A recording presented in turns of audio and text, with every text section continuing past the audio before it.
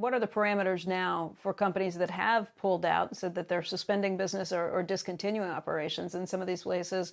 What would it take for them to be able to say, okay, we will go back? Is it a ceasefire?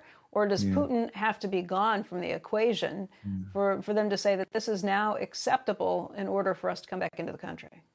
I think the real answer to that, Becky, is, and I'm not trying to dodge your question, is, we don't know. It's like, I think what has to happen is the events have to unfold, and we have to take it from there. You can't really assume anything, but certainly I think a ceasefire at the minimum would get people rethinking it, but I'm not sure that will be enough. I think people are going to have to get a sense that the people in Ukraine are on their way, back to normalcy before people make a different move.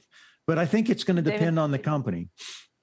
Yeah, it's going to depend on the company, and it's going to depend on public pressure. Let's face it. Some companies may have pulled out quickly on this, but a lot of them did it because of very public pressure that was coming their way. And this has been a focus. And, this was before you even had the official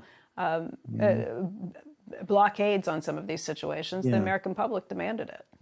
Yeah. I think there's a lot of pressure. There's no question about it. But, by and large, I think we're selling the U.S. company short when we think that's the primary reason why they did it.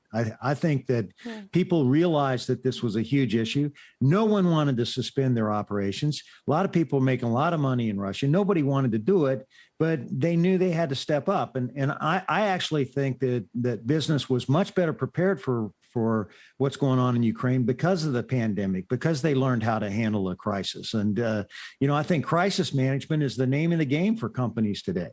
And I think people are getting pretty good at it. Yeah. What about companies that have not suspended business that continue to do business there? What would you say to them? I think they ought to have a really good reason for it, Becky. I think that they ought to have a good reason for it.